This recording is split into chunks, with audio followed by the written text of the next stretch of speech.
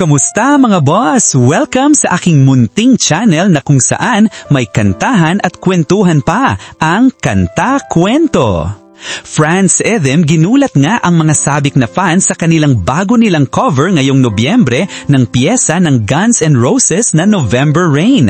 Lalo na ang solo guitar part nito na talagang namang maidadagdag sa masasabing best guitar solo ni Chen sa kasaysayan ng kanyang karera. Samahan niyo akong himayin ang mga detalye na ating napansin sa cover nila nito at nagulantang nga ang mga foreign reactors mga kakwento. Pero bago tayo magsimula, kung bago ka dito sa ating channel, hihingin ko po muna ang inyong like at subscribe bilang suporta sa ating channel at pati na rin sa ating FB page. Tapos, paki-comment na kung taga saan ka para malaman ko kung hanggang saan umabot ang kwento nating ito. Maraming salamat! Konting recap update lang muna tungkol dito sa family band na France Rhythm. Sa ngayon, meron na silang 781,000 subscribers at may total views na 192 million views sa loob ng 6 na taon ng karir nila dito sa YouTube. May total video upload sila na 377. Ang ganda ng comeback na ito para sa France Rhythm mga kakwento dahil sa Guns N' Roses na kalibre ng piyesa. Sa boses ni Char dito, napakaswabe gaya ng inaasahan natin sa kanya. Nothing lasts forever, and we both know how to change. We've been through this such a long, long time, just trying to kill the pain. The love is always going, love is always going, no one really shows to let it go today. So if you wanna love me, then darling don't afraid. Siyempre, ang bassline ni Tatay Franz ay napaka-chill lang at ang palo ni Duds ay masasabi nating saktong-sakto para sa cover na ito. At ito na nga ang solo guitar ni Chen. Pagdating talaga sa mga chill na kanta na kagaya nito, gamay na gamay ni Chen ang timing at ang tunog na nararapat para sa kantang ito.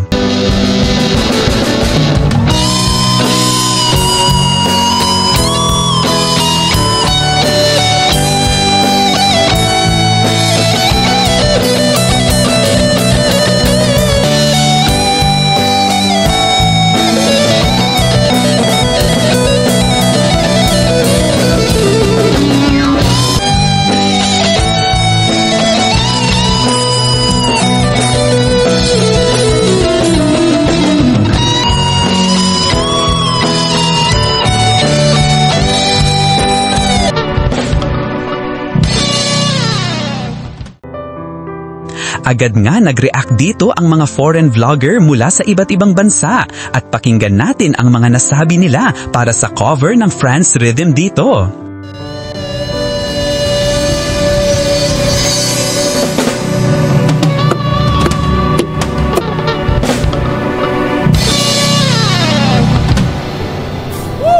Fantastic job by everyone here from France Rhythm. Great family, great cover, great song.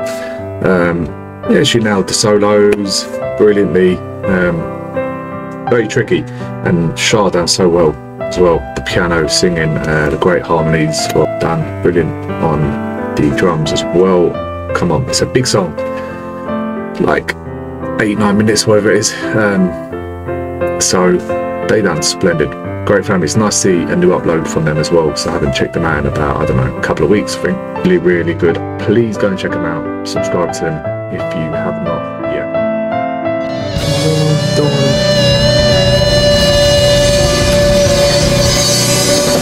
This was a kill. This was absolutely beautiful. The guitar lead, the vocals, the harmony. This November Rain cover was absolutely spot on. Well done, France Rhythm, as usual. You guys are the best and always know how to deliver the best. We love you all. You know what? They're an absolutely fun and admirable family unit. And I enjoy the talent that they have. I enjoy that they share it with us. They did a fantastic job. we're starting to feedback a bit.